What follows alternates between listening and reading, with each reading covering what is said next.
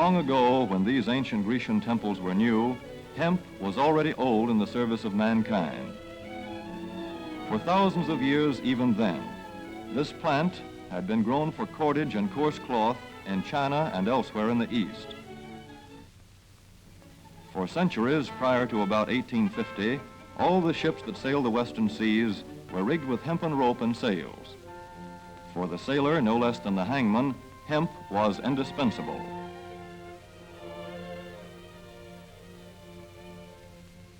A 44-gun frigate, like our cherished old Ironsides, took over 60 tons of hemp for rigging. Including an anchor cable 25 inches in circumference.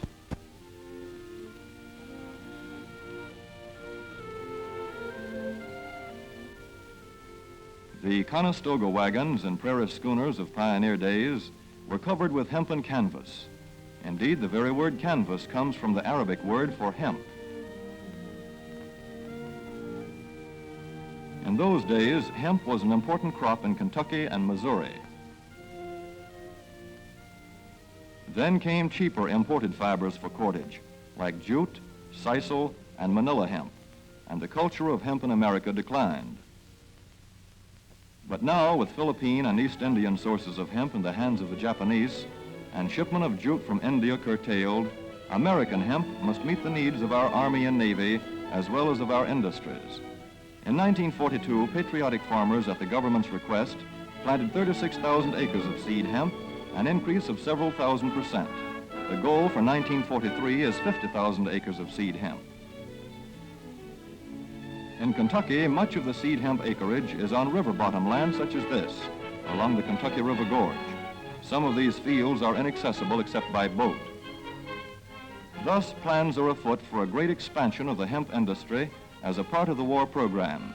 This film is designed to tell farmers how to handle this ancient crop, now little known outside Kentucky and Wisconsin. This is hemp seed. Be careful how you use it. For to grow hemp legally, you must have a federal registration and tax stamp. This is provided for in your contract. Ask your AAA committeeman or your county agent about it. Don't forget, hemp demands a rich, well-drained soil such as is found here in the bluegrass region of Kentucky or in central Wisconsin.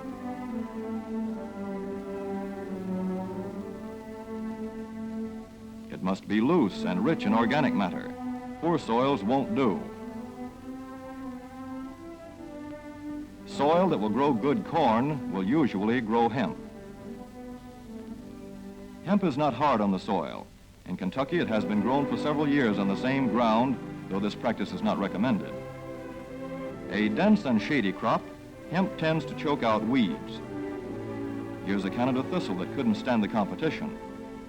Dead as a dodo. Thus, hemp leaves the ground in good condition for the following crop. For fiber, hemp should be sown 5 pecks to the acre. With drill, the closer the rows, the better. These rows are spaced about 4 inches. This hemp has been broadcast. Either way, it should be sown thick enough to grow a slender stalk.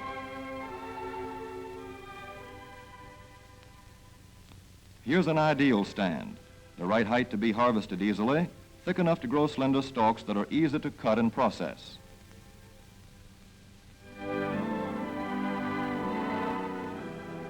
Stalks like these here on the left, they yield the most fiber and the best. Those on the right are too coarse and woody. For seed, hemp is planted in hills like corn, sometimes by hand. Hemp is a dioecious plant. The female flower is inconspicuous, but the male flower is easily spotted. In seed production, after the pollen has been shed, these male plants are cut out. These are the seeds on a female plant. Hemp for fiber is ready to harvest when the pollen is shedding and the leaves are falling. In Kentucky, hemp harvest comes in August. Here, the old standby has been the self-rake reaper, which has been used for a generation or more. Hemp grows so luxuriantly in Kentucky that harvesting is sometimes difficult, which may account for the popularity of the self-rake with its lateral stroke.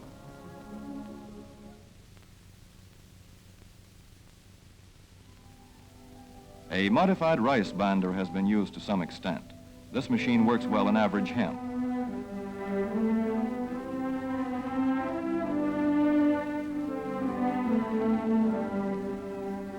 Recently, the improved hemp harvester, used for many years in Wisconsin, has been introduced in Kentucky. This machine spreads the hemp in a continuous swath. It is a far cry from this fast and efficient modern harvester to the Armstrong model of yore. But here's one kind of harvester, at least, that doesn't stall in the heaviest hemp. In Kentucky, hand cutting is practiced in opening fields for the machines.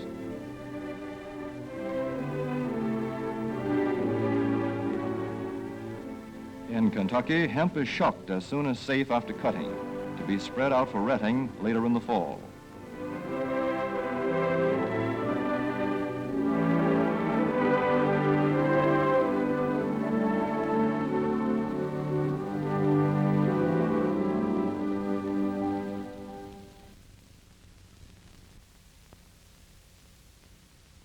In Wisconsin, hemp is harvested in September. Here, the hemp harvester with automatic spreader is standard equipment. Note how smoothly the rotating apron lays the swath preparatory to retting. Here it is a common and essential practice to leave headlands around hemp fields. These strips may be planted to other crops, preferably small grain. Thus, the harvester has room to make its first round without preparatory hand cutting. Here, the machine is running over corn stubble. When the cutter bar is much shorter than the hemp is tall, overlapping occurs. Not so good for retting. The standard cut is 8 to 9 feet. The length of time hemp is left on the ground to ret depends on the weather. The swaths must be turned to get a uniform ret.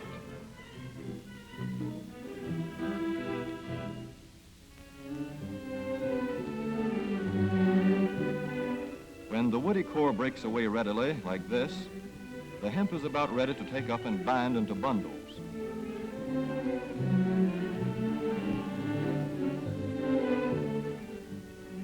Well-retted hemp is light to dark gray. The fiber tends to pull away from the stalk. The presence of stalks in the bowstring stage indicates that retting is well underway.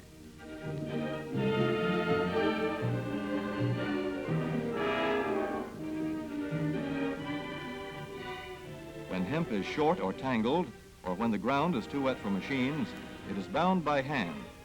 A wooden buck is used. Twine will do for tying, but the hemp itself makes a good band.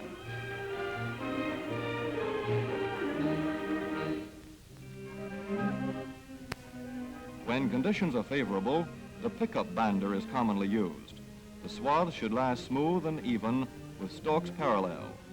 The picker won't work well in tangled hemp.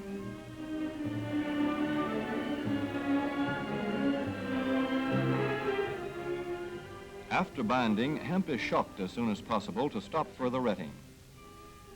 In 1942, 14,000 acres of fiber hemp were harvested in the United States. The goal for 1943 is 300,000 acres. Thus, hemp, Cannabis sativa, the old standby cordage fiber, is staging a strong comeback. This is Kentucky hemp going into the dryer of a mill at Versailles.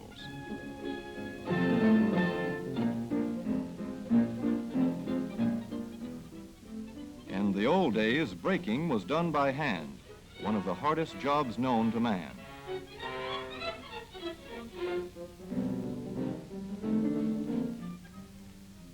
Now the power breaker makes quick work of it.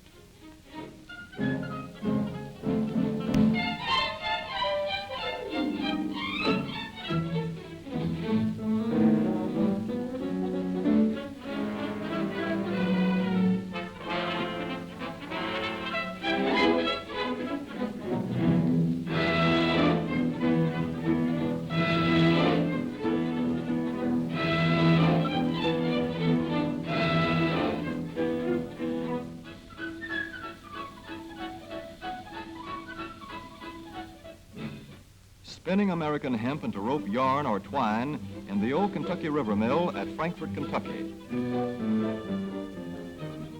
Another pioneer plant that has been making cordage for more than a century.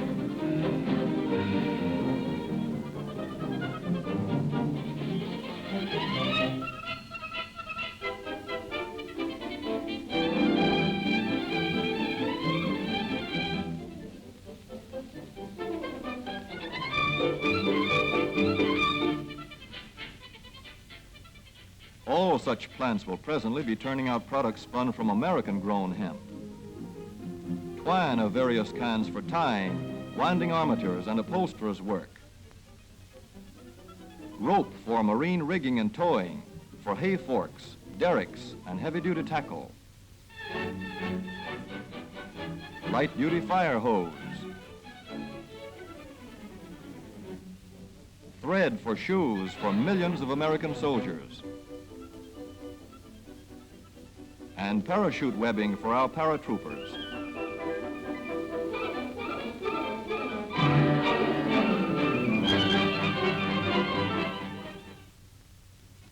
As for the United States Navy, every battleship requires 34,000 feet of rope, and other craft accordingly.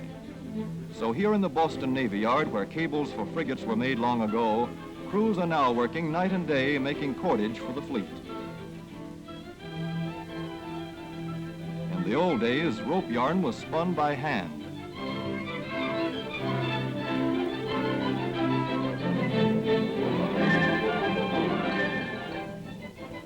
Today, even the rope walk is mechanized. 160 fathoms to go.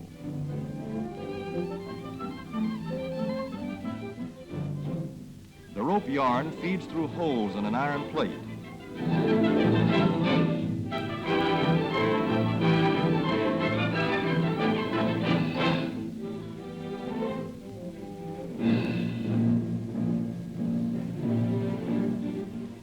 This is Manila hemp from the Navy's rapidly dwindling reserve.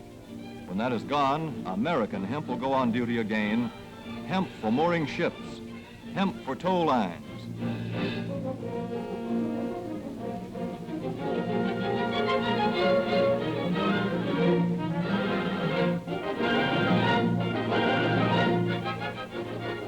Hemp for tackle and gear. Hemp for countless naval uses, both on ship and shore. Just as in the days when old Ironside sailed the seas victorious, with her hempen shrouds and hempen sails.